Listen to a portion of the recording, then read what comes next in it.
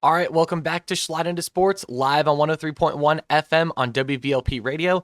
I'm your host, Ryan Schleier, a.k.a. Slide, and here on the show, we talk about rules and regulations and the trickle-down effects, primarily in college sports, but over the summer, gets a little bit tricky, so sometimes we finagle our way into professional sports as well. This week on the broadcast, we're going to be talking about NBA playoffs. The East and the West brackets are kind of mirroring each other a little bit in terms of sweeps and where the other series are at right now. The NBA lottery also took place a couple days ago, very recently, so we're going to be talking a little bit about that as well. The college football playoffs, or the College Football Coaches Association, met up not too long ago after last week's broadcast, and they talked about what they wanted for an ideal playoff. So now we have a better idea as to what the college football playoff will probably look like in the future. A little hint on that, it's looking like expansion is probably going to happen, whether that be next year or the following year, but expansion looks to be happening soon. There's also a little story on enhanced games as well in terms of who's going to be broadcasting the enhanced games. So we're going to be talking a little bit about that. And to top it off, we've got Lane Kiffin doing, well, Lane Kiffin things, which really shouldn't surprise anybody that listens to the show. And we might also get into a little bit of the NHL playoffs as well, because we're starting to gear up for the conference final games. So with that being said, let's start off with the NBA playoffs. So, like I said before, there's a couple of sweeps that happened already. The New York Knicks swept the Philadelphia 76ers 4-0. The Oklahoma City Thunder swept LA Lakers last night. Actually, that happened last night. They won their series 4-0. This might very well be LeBron's last game, though I don't think it will be. I think he probably will play either 1 or 2 more years. I don't think this is going to be his last game, but we all know that there's going to be a lot of theatrics involved with the decision making, as we've seen in past decisions that LeBron has made. And you go all the way back to his early career when he was leaving Cleveland, and there was literally a whole show based off of The Bachelor where it was about which team LeBron was going to pick. And like each week or whatever, a team got eliminated from LeBron's list of teams that he would go to. So yeah, don't be surprised if there's some sort of theatrics kind of like that. Maybe not as egregious as a whole show about it, but don't be surprised if there's a lot of talk about where he's going to go. Wouldn't be surprised if he drops hints on social media, whether he retires, whether he decides to leave the Lakers, go to a different team, whether it be Golden State, Minnesota, Phoenix, wherever. Just don't be surprised if you see a lot of stuff on LeBron James's end on social media. The Timberwolves and the Spurs are tied at 2 apiece with their series, and all of their games have been very close. In the previous game, actually, Wemby got ejected for throwing elbows. It looked pretty intentional, looked pretty egregious. Luckily for San Antonio's sake, he did not get permanently ejected, so I guess that's good for them. But maybe they should try and keep it a little bit more under control. But the past games that they've had have all been very close, except for game 2. Otherwise, all the games have been decided by about 2 to 9 points. Game 2, the Spurs won 133-95. That was the largest deficit so far in this series. But for game 1, the Timberwolves won 104-102. In game 3, the Spurs won 115-108. And in game 4, the Timberwolves won 114-109. So the entire series has been very close, as is evident by the standings so far of the series that they are tied at 2 games apiece, but the scores have been very close, so both these teams look very evenly matched, to say the least. And that's not the only team, or that's not the only series right now that is 2-2. You've also got Detroit and Cleveland that are tied at 2 apiece as well. Cleveland won the most recent game, which was yesterday, 112-103. Previously, Detroit, they were up, or no, they were up 2-0. Then Cleveland took game 3, and then Cleveland took game 4. So it's tied 2 apiece. Pistons won by 10 in their first game. They won by 10 in their second game.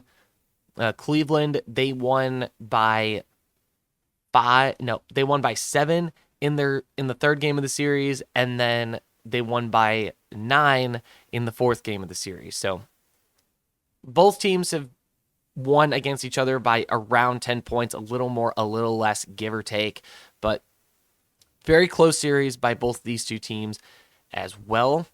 Will be a very interesting closing to both of these series of games. I mean, there's each, it's still tied at 2 apiece. One of the teams has to win 2 more games, though. There's 3 games left in both of these series, and honestly, I'm not really sure who's going to win either of them, to be completely fair. I mean, I think Detroit probably should beat Cleveland in a series, in a total 7-game series, but Cleveland, they've won the past 2 games in a row. So I mean, it's hard to be like, well, it's hard to be so certain about Detroit beating them. And then kind of the same thing with the Spurs and the Timberwolves. I mean, they're both neck and neck. Their games have been a lot closer for the most part in comparison to Cleveland and Detroit. So whoever comes out of that series is going to be playing I guess, I'm not really sure what to call this Oklahoma City team, because I really badly want to say fraudulent, but they've swept both their series, so I can't say fraudulent, but they definitely get the whistle. That's for sure. They absolutely get the whistle from the officials, or they don't get it when they need to not get it, or like the whistle is blown when it's convenient for OKC. That's what it feels like, at least based on what I've watched so far in their journey in this NBA playoffs. It's really frustrating for viewers and for me as well, just because you see how some of these calls are made, and it's not being called equally. That part is pretty clear. So I think a lot of people are upset with that. Kendrick Perkins actually brought up an interesting point on, I think it was First Take, where he talks about how people are going to start looking at the NBA almost like it's the WWE, where it's scripted and where there's a outcome that's already planned, that's predestined. And maybe some of that's true. Maybe there is some fact to it, just because Vegas does have a little bit of influence in certain things regarding the outcome of sports, but I'm not really leaning that direction. I lean more into the facts that, back in LeBron's early days, he was getting calls. He was known to flop. People don't really talk about that now, surprisingly, but it wasn't that long ago where LeBron was the one getting the whistles, and whatever team LeBron was on, they got the whistles, and now he's not getting the whistles, and it's because you're seeing a changing of the guard. And I think even the referees are acknowledging that, because, again, like I said, LeBron is not getting the whistles that he used to get, and LeBron's teammates are not getting the whistles that they used to get due to being teammates with LeBron. So there's a subtle changing of the guard there, whether it's being meant to be subtle or whether it's not meant to be subtle. Either way, you can see a little bit of changing there. And again, I would just like to point out the irony of the Lakers being eliminated by Oklahoma City LeBron fans complaining about the flopping when LeBron was one of the most notorious floppers in the NBA. Back in the early days, even as early as, or I should say as late as the 2010s, like 2018, 2019, 2017, when they were in those series with the Warriors, those championship series with the Warriors, it was pretty notorious. So, yeah, this is also I believe this is the fourth time that a team led by LeBron has been swept in the NBA playoffs at some point or another, whether it be in the first round, the championship round, or the second round. Either way, LeBron's teams have been swept 4 times. I believe Michael Jordan's teams have been swept twice, but again, looking at longevity, kind of, I guess, diving into the GOAT debate a little bit, as subtle or not subtle as that was,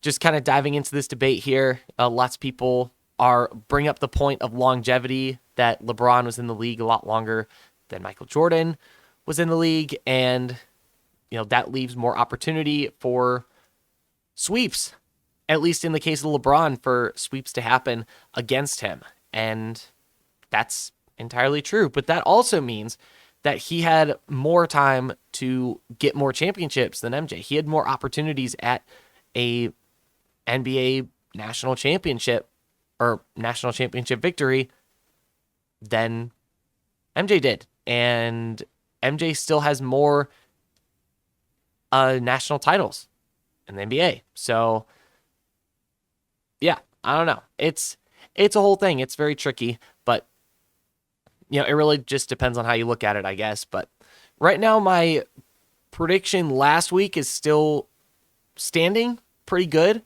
I said the championship game would likely be the New York Knicks versus Oklahoma City Thunder, and right now, those are the two teams that look the most dominant in the playoffs and have been the most dominant so far in this NBA playoffs.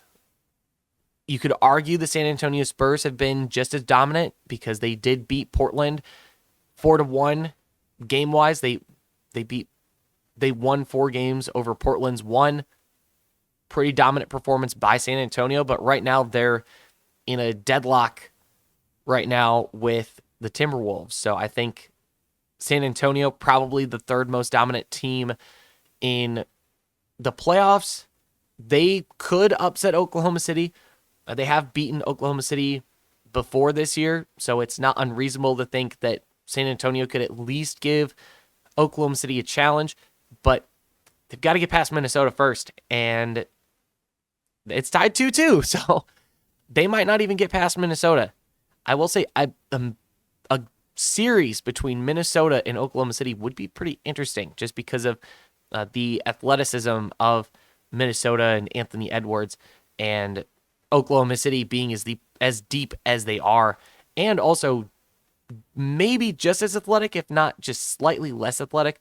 But I think a series between Minnesota and Oklahoma City would be very entertaining, just so long as the refs don't get as involved as they have been the past 2 series with Oklahoma City. I mean, I talked about this a lot just with people outside of the show, but one of the calls that still bugs me is, and I don't remember who exactly it was. All I remember is that it was Phoenix versus Oklahoma City. It was in one of the games in the series, and this dude catches a ball. He's a foot and a half inbounds, and lands on the ground, and he gets called out of bounds. And Scott Foster, who was the referee at the time, not to call Scott Foster out, but we are calling Scott Foster out here because what are we doing? How do you miss that call? How do you make that call to begin with? I mean, you have to be blind to see that he was in, or you have to be blind to not see that he was in bounds. I mean, it was so blatantly in bounds. It was unbelievable that it got called, but that's besides the point. I mean, there's all kinds of calls like that just seem to happen with Oklahoma City. It bugs me. I don't like it. I don't like it when the refs get that involved in the game because, frankly, they really don't need to or shouldn't be this involved in the game. But yeah, it is what it is. But all right, moving on to the draft lottery. So draft lottery concluded a couple days ago. That was on Sunday. And the Washington Wizards won the draft lottery. And they have the number 1 overall pick. So this probably was the best year to win the number 1 overall pick, at least in recent history. This might be one of the best, if not the best draft class in the past 10 years, at least, maybe the past 15 years. Really elite draft class, and Washington has the number 1 pick. Now, Washington, obviously, I'm sure they probably could trade that pick at some point before the draft. But if I was Washington, I would 100% keep the pick. I mean, might as well keep the pick. They also have a pick later on in the draft as well. I think they might actually have 2 picks in the first round, if I'm not mistaken. If not, they definitely have picks in the second round as well, just because they've done a lot of trading. But yeah, they've got that's funny. They've got the first pick and the last pick in the 2 rounds. They have the first overall pick, and then they have the 60th overall pick. So what fun is that?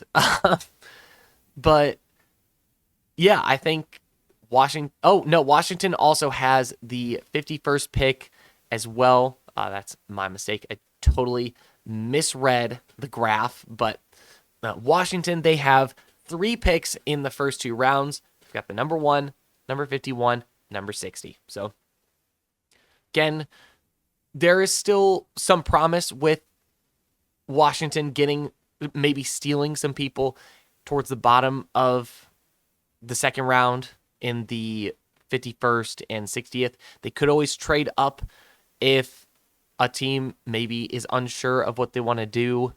Maybe in the first round, or I guess at the top of the second round, maybe Oklahoma City blanks on who they want to pick. They decide to trade with Washington, give themselves a little bit more time to make a decision. That's something that they could do as well. Is that likely? Probably not. Oklahoma City actually got really lucky. I mean, if we're looking at the draft, I mean, just the first round, you've got Oklahoma City having the 12th pick thanks to the Clippers. They received that from the Clippers. They also have the number 17th overall pick from Philly. And that's not all they have. They also have the number 37th pick from Dallas. They've also, and that's it. Those are their draft picks. I mean, that's arguably more valuable draft capital than what Washington has. I mean, they're on average, they have a higher number when it comes to the picks. So that's huge. LA, they make it into the LA Clippers, I should say. They make it into the top 5 thanks to the Indiana Pacers trading away their lottery pick. They actually acquired Ivica Zubac and Kobe Brown from the Clippers in exchange for Benedict Mathurin and Isaiah Jackson. And the draft compensation was that lottery pick. So that was a huge trade there. Honestly, if I was the Pacers, I would not have made that trade simply because, like I said before, this draft class is probably going to be one of the best draft classes within the past 10 to 15 years. Absolutely stacked draft class. There are so many players that they could have picked from, but instead, Indiana, I don't even think they have picks in the top 2 rounds. So yeah, they're not even going to get a single pick from this draft class, which if I'm a Pacers fan, I'm not happy about that. Not happy about that. This is, again, like I've been saying, this is a really good and stacked draft class, as we saw from the college basketball season with these players showing up and showing out in the March Madness tournament. Absolutely elite players coming into this draft. So really unfortunate for Indiana to lose out on that top 5 pick. Definitely not what I would have done if I was the general manager of the Pacers, but maybe they're playing in something else. Not entirely sure, but yeah. I mean, that's pretty much all I have for that. And yeah, I'm just still a little bit shocked by the trade. Obviously, just not ideal by any means. I mean, when you've got Cam Boozer in the draft, you've got all those other guys. I mean, you've got why am I blanking right now? Koa Pete is there. I mean, he didn't have a great performance at the NBA Combine, but that's a whole other thing. I mean, it's just a combine. The stats within the college basketball season speak for themselves, so I don't think the combine is going to impact his draft stock too much, but it's what it is. You've also got Peterson, who could be the number one overall pick. Maybe Washington picks him as the number one overall pick, but I think his draft stock has fallen relatively dramatically just because of the controversies that have been surrounding him being, not being able to play full games. I think that could be an issue. Now, maybe it won't be as much of an issue just because the NBA does play 4 quarters and not 2 halves. So that could serve as a little bit of a leeway for Peterson there, but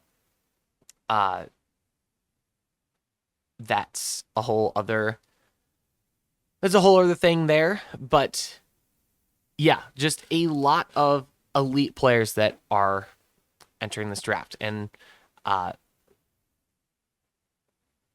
I could keep going on and on and on. I mean, you look at looking at some of the combine results here.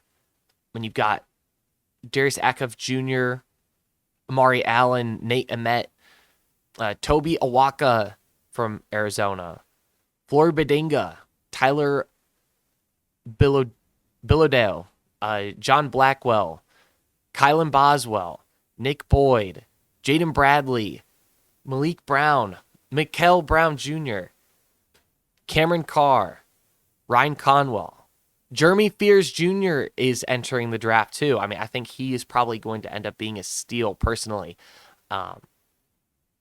Imagine if Oklahoma City gets Jeremy Fears Jr. Wouldn't that be something?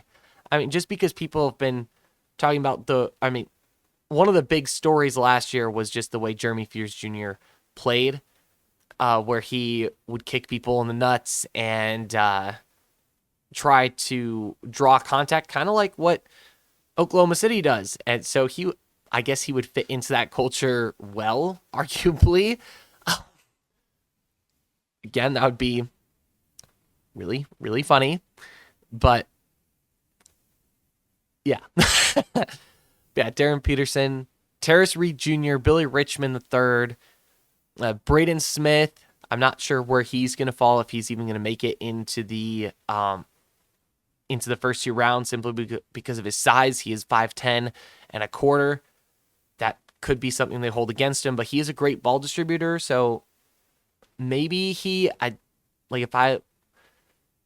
would think he would probably make it into the second round maybe, but it's really tricky. I mean, a lot of these other guys are taller than 6 foot, and a lot of them even taller than 7 feet. So it's tricky. I mean, it really depends on what each team needs and what each of the teams' needs are, obviously. And yeah, I don't know. It's whole thing, but NBA draft is going to be coming up here pretty soon, relatively. I think probably little more than a month from now, I would imagine. I mean, I don't think they do the drafts during the NBA playoffs, although at the same time, I wouldn't be surprised if they did, because Adam Silver does Adam Silver things sometimes, and this is a blunder I would not be surprised by, to be completely frank. I don't know what else to say about that, but yeah, it seemed like, and part of the reason why I'm calling it a blunder, if that was to happen, doesn't happen, but if they changed it to that, I wouldn't be surprised if they found some random justification to try to do that, because for the NBA draft, they're changing some of the rules in terms of lottery picks. They actually expanded the lottery pick from what it was before to incorporate more teams, because they're trying to prevent tanking. It's called the 3-2-1 anti-tanking lottery, which expands to 16 teams and penalizing the bottom 3 records with fewer lottery balls to discourage losing. So essentially, let's just say you're a team like the Pacers, right? And your best guy is injured with a hamstring injury. Or, I mean, not hamstring injury, but Achilles injury. And there's not really a lot that team can do about that, right? They can't, I mean, they're going to be playing man down majority of the season, right? Again, can't really do much about that besides wait for him to heal. I mean, maybe you can make trades to acquire somebody, but would it even be worth it to spend all that money? You'd only end up having Halliburton and one other guy. You'd have no depth on your team. Just would not be worth it. So it's like, what are those teams supposed to do? Like, normally they would be the ones that would get a top pick, or at least have the best chance of getting a top pick. But they're so focused on preventing tanking to punish the teams that are, at the bottom of the record board. And it's like, well, I get that some teams definitely try. They definitely try to tank and get the number one, or get the best chance of getting the number 1 pick that way. But some teams, they have completely different circumstances that prevent them from doing as well as they should be doing. Again, like the Pacers. I'm going to keep bringing up the Pacers because really, really wanted them to beat Oklahoma City in that championship game. And it would have happened had Halliburton not torn his Achilles at the beginning of Game 7. That was dreadful. That was very dreadful. Still not over that. They'll be back. They'll be back. Hopefully next year. But yeah, before we talk about the College Football Coaches Association's decision on the college football playoffs, or maybe not necessarily their decision, but what their goals are for the future of a college football playoff, what their ideal college football playoff is, and more on enhanced games, Lane Kiffin, and NHL playoffs. We're going to take a break and hear a message from our sponsor. This broadcast is brought to you by Authentic Impact, a Northwest Indiana executive coaching practice working with family businesses to ensure their legacy. When you started your business, you made a promise to do things differently, better than anyone else. Over time, as the business grows, that promise can get diluted or even lost. Penny Schleier at Authentic Impact helps family business owners reignite that promise, weaving it into team engagement, performance, and hiring so your passion becomes the heartbeat of your company again. Learn more at authentic-impact-coaching.com. Okay, so college football playoffs.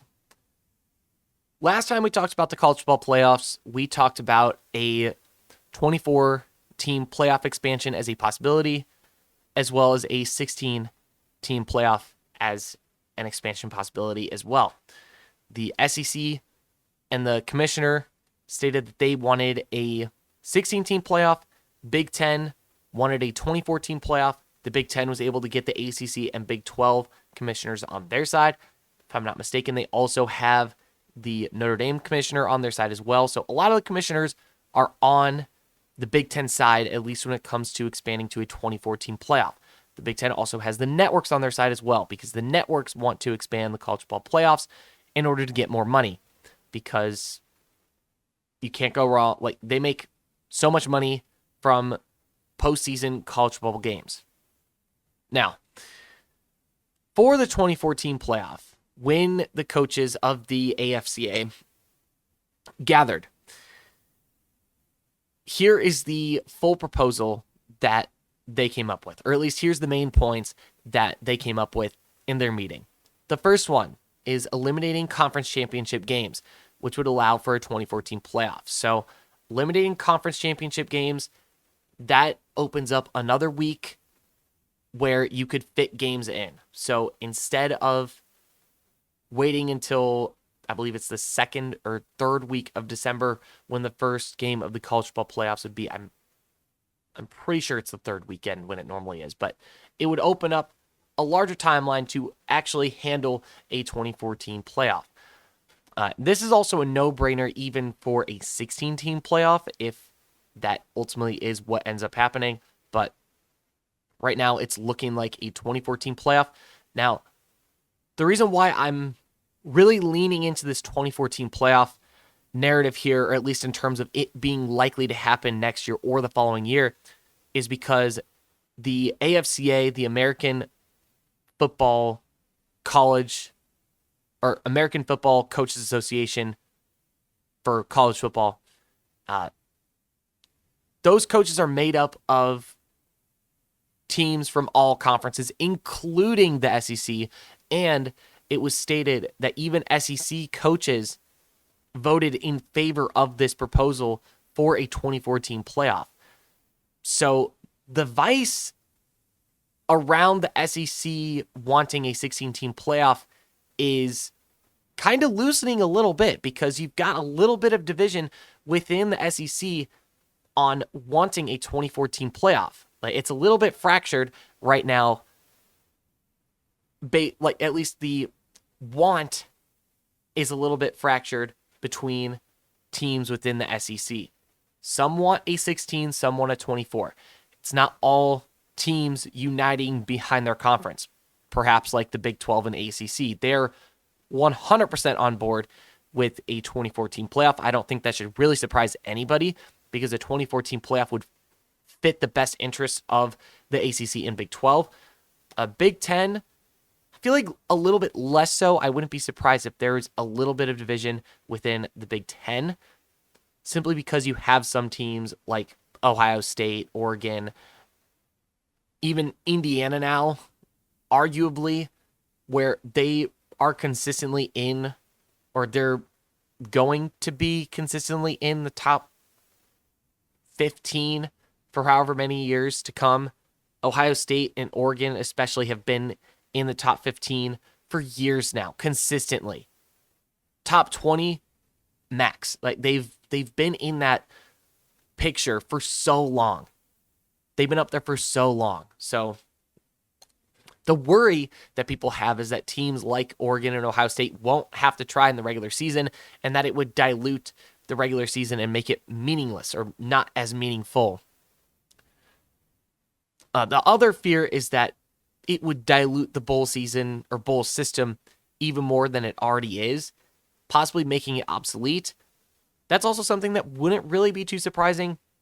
Definitely doesn't help when the top teams that just miss out on the playoffs, like Notre Dame, opt out of playing in bowl games that are not playoff related before the expansion even begins, which is now going to, that's kind of set up a standard for teams when they get to that bowl game, depending on which team you are. If you're a team like Ohio State or like Oregon, where you're typically in the college football playoffs consistently, or at least, in a New Year's Six bowl, and, you get kind of relegated to the Pop Tart Bowl, not a good look for those teams. And as the playoff expands, that number of teams is going to start to grow because the standard is going to start to change. So I think it will ultimately dilute the bowl season probably just a little bit more than it already is, but it's already pretty diluted right now. So I guess what's a little more dilution? I don't know. It would also reduce so the coaches also want to reduce scheduled bye weeks from 2 to 1.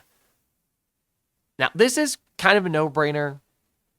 Also, playing 12 regular season games over a 13-week span, I think that's very doable. Teams will definitely get tired, though. I will say that much. I mean, we've seen that even with the 2 buys that teams have. And it looks like that's already something that's coming into effect. At least the 1 bye week plan is coming into effect, because you look at the SEC schedules and a lot of them only have 1 bye. You look at the Big Ten schedules that are there. There's 1 bye. I mean, the schedule's already kind of turning into that direction. It's already kind of leaning that way. So I think that the second proposal there, that's something that's already kind of taken effect, whether it be official or unofficial. But yeah. The third point on the proposal is preserving a dedicated kickoff window for Army-Navy game while allowing the option for other games to be played on that day. So obviously, this is another no-brainer. Army-Navy, they absolutely deserve their own game. It's a long-standing tradition, very, very long-standing tradition, that game is always played. That game's typically played, I believe it's the weekend after. No.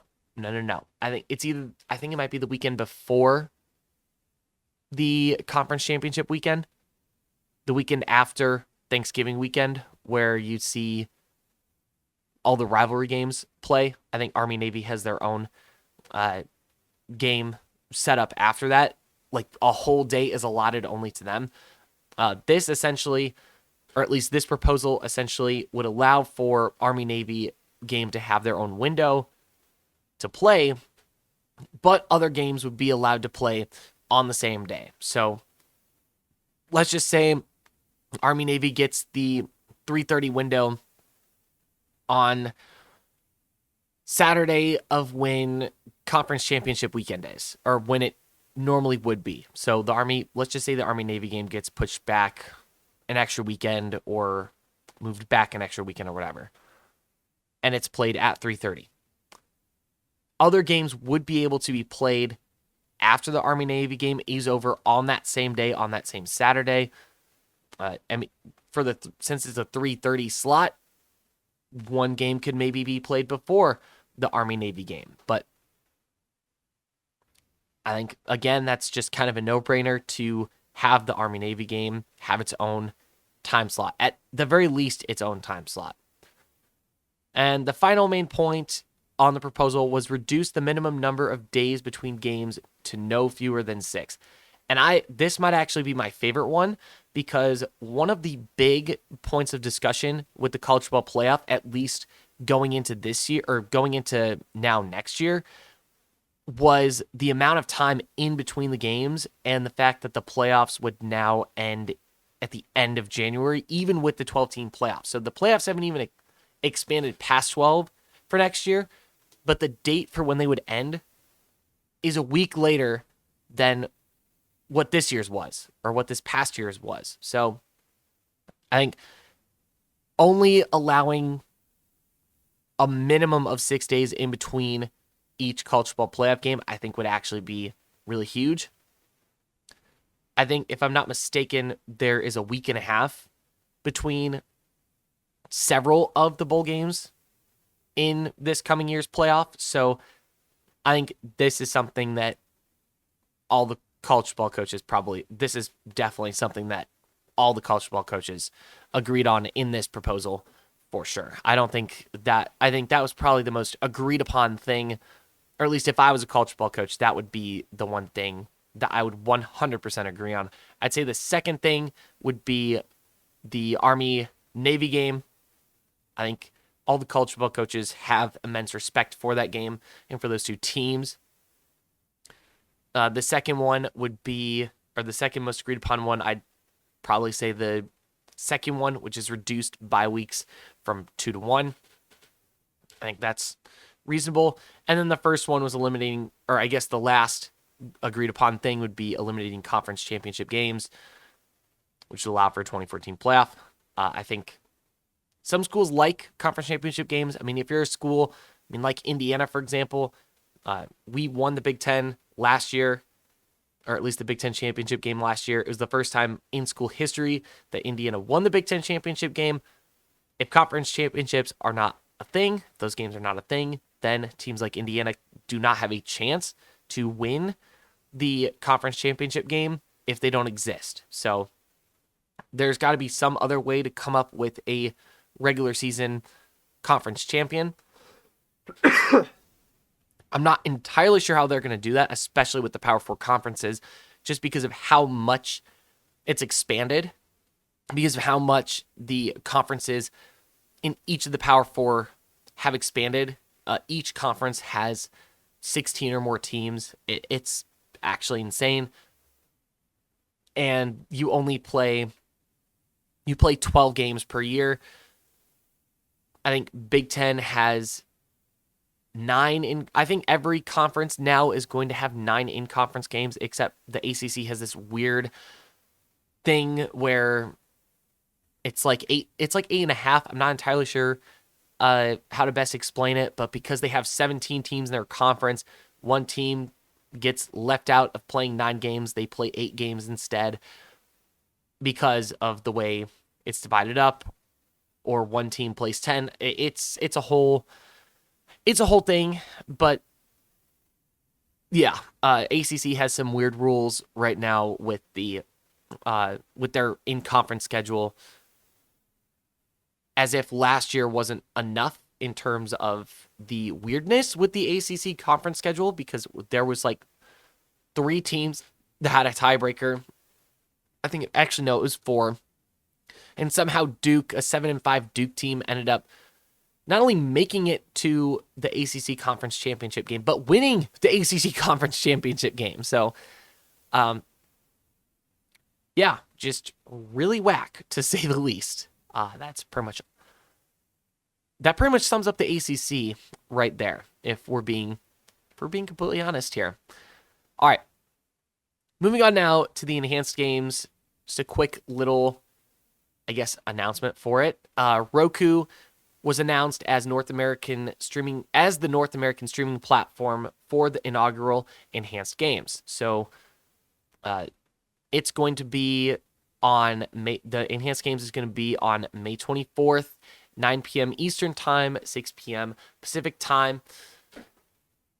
And not terrible. I mean, it's an interesting choice, to say the least, for a streaming platform to broadcast your event. But if your goal is to make it available for everybody and have it be free, then I guess Roku works.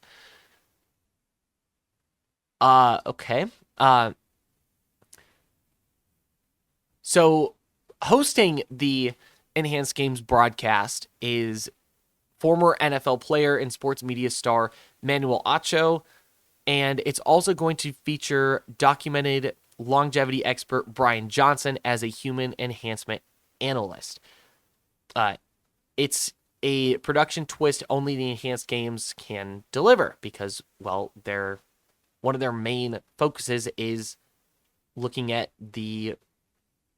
how athletes perform based on enhancements that they have, whether it be, we've brought up some of these enhancements in previous broadcasts, whether it be for swimming, like a super suit, maybe it's an illegal cleat in track that you're not allowed to use, that you used to be able to use, but you're not allowed to use anymore, whether it be testosterone, other PEDs, stuff like that. Just things that are not allowed in traditional international competitions like World Aquatics events or Olympic events that happen every 4 years. I think it'll definitely be interesting to see how many people tune in to the enhanced game, simply because, it's on Roku, not a very common platform, to say the least. I rarely, if ever, hardly use it. I'm also curious as to, I guess, really how the broadcast is going to work, because you have Manuel Acho as the host of the enhanced games, but I guess, trying to figure out his connection and why they picked him to do it, I think will be quite interesting as well. I mean, that's not to say that he's not qualified or anything. It's just typically when, especially for an event like this, where it's a little less traditional, I guess, if that makes sense. Sometimes, like a lot of times, you'll see people that have connection to the sport or sports that are being broadcast there. Like you see Manti Te'o, like he does a lot of, he comments on football, like he comments on the NFL, and he's a college football player. Same thing with Rob Gronkowski, right? He's a former NFL player, primarily talks about the NFL. Doesn't do play-by-play, but he talks about the NFL and football. Tom Brady, former NFL and college football player.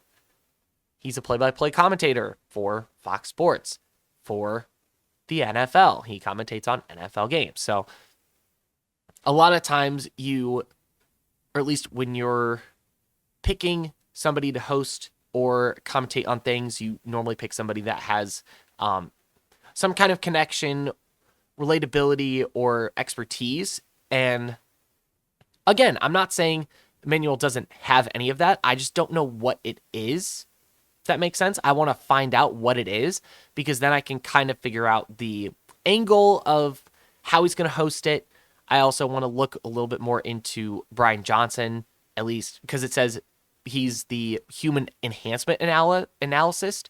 So I personally am just curious as to what that means. Like, what does it mean to be the human enhancement analyst? Are they going to be looking at the athletes based on, like, is this person going to be looking at the athletes based on what they took, what they're using, what they're not using, comparing it to other athletes that are using different things? Like, I'm just curious on that front as to how that is going to play a factor and what that, what the interaction between Emmanuel and Brian is going to be. Because I think it could be interesting if they do end up pulling it off. They could end up making it more entertaining than I think people will expect it to be, which ultimately I think will add some parity between enhanced games and the IOC and organizations associated with the IOC, as well as, the broadcasters for the Olympics, like NBC. NBC broadcasts the Olympic Games, summer and winter. So it will be very interesting to see if Enhanced Games leverages their performance on Roku to maybe work something out with NBC or a different network that is maybe looking to compete in sports like track and field, swimming, and lifting that maybe aren't quite in those markets yet. So really curious to see how that is going to go. That is the Enhanced Games, again, is going to be taking place it's going to be taking place in 12 days, actually. Because it's on the 24th. So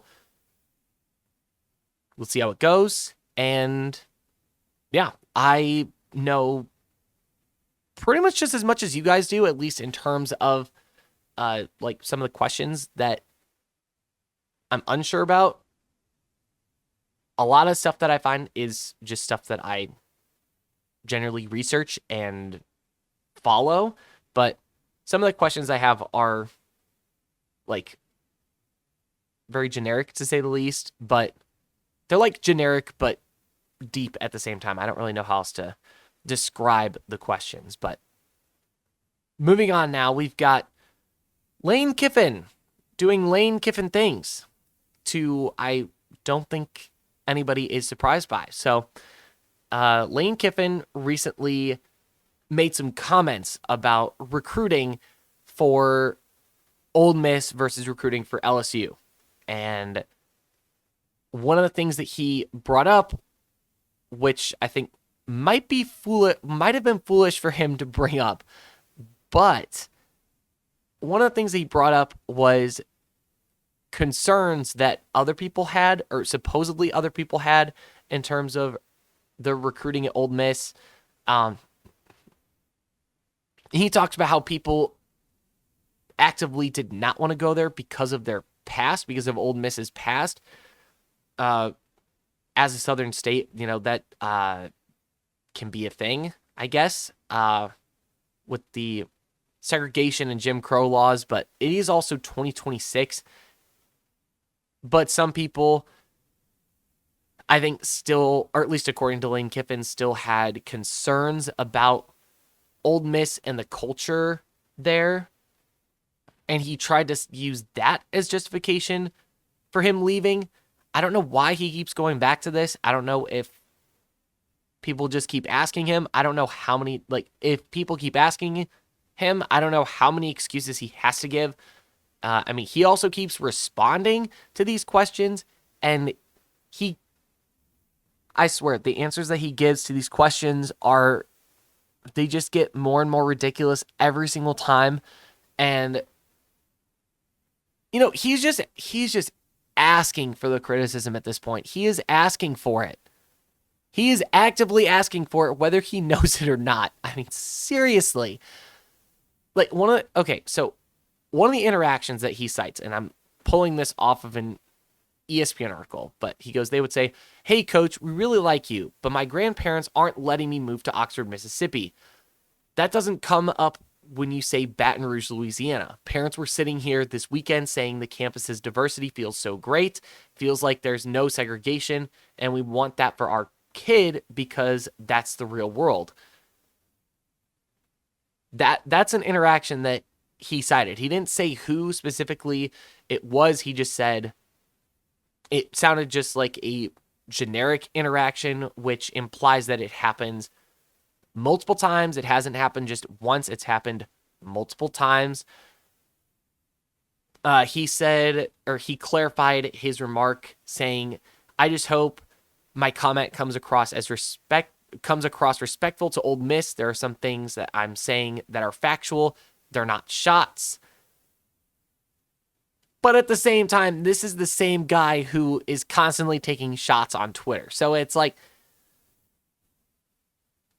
I don't know. Honestly, I would just take anything Lane says with a grain of salt at this point, because it's just, oh my word. It just feels like he digs himself a deeper hole every time he opens his mouth. I mean, seriously, he did not need to go that far. He really doesn't need to spend as much time as he has been talking about Ole Miss and comparing Ole Miss to LSU. Now, granted, obviously, he's doing that because he wants to show everybody, hey, LSU is better than Ole Miss. Come to LSU. I'm at LSU. There's all these great things about LSU. Come to LSU. Don't go to Ole Miss. Ole Miss is also a rival school of LSU. So, if he honestly was just like, you know what, it was a little bit of a shot, is what it is. I'm just doing my job recruiting for my school. I probably would have had a little bit more respect for it because, granted, he said it was factual. I'm not necessarily doubting whether or not it's factual or not. It's just more, it seems more like he is trying to double back on what he said a little bit.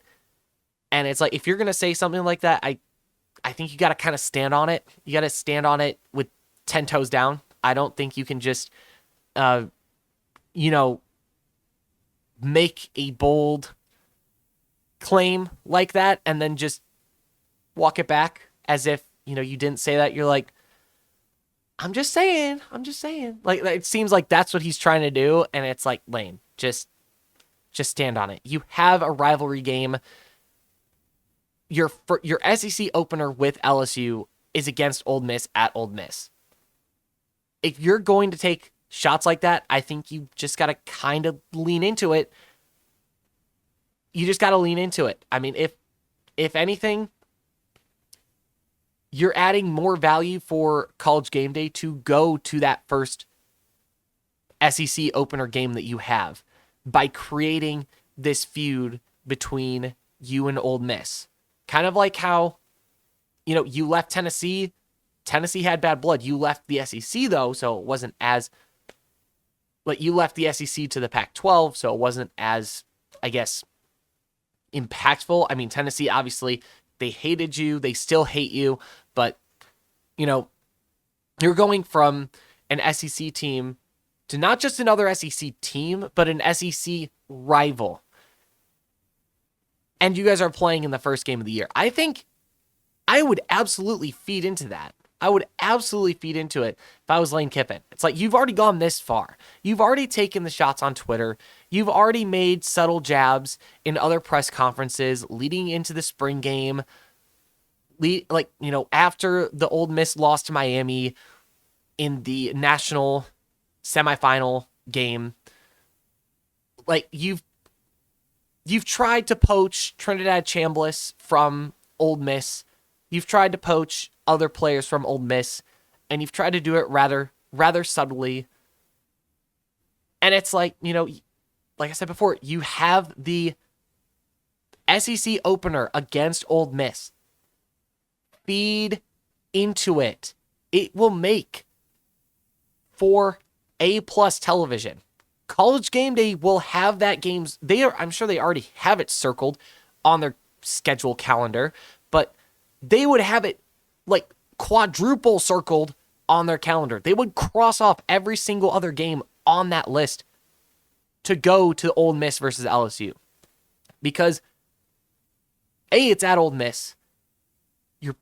You're agitating and irritating those fans more and more. The more you speak, the more you irritate them. Like, use it. Use that to your advantage. And you know what? It helps Ole Miss too, because their ticket sales are going to be through the roof. They are 100% going to be sold out. You're going to bring College Game Day to town. Sure, other networks are going to be trying to get into town. It will probably be a night game. I mean, it just doesn't get much better than that. Like, come on. You could use that as something, like, as a big recruiting event. Take recruits out to Oxford, Mississippi. And then you could really, you know, go into the compare contrast thing that you've been doing at these press conferences and stuff between Ole Miss and LSU, whether it be based on stadium, recruiting, whatever. Like, you need to use it more to your advantage instead of acting like a child. That's because I think you kind of going like, oh, I said it, but it's true. I'm not taking shots, but like, dude, just stand on it. I think you'll get a lot more respect for it.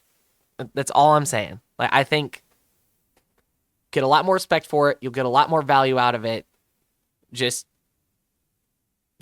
don't walk it back. You just gotta stand on what you say, because in today's world, that I think people have a lot more respect for people that stand on what they say. But yeah, with that being said, that's all that we've got time for today. Next week, probably gonna talk a little bit more about enhanced games. Gonna give any more updates that I can regarding it. I don't know if there's really any other updates that I can bring up regarding enhanced games besides, you know, the Roku TV thing.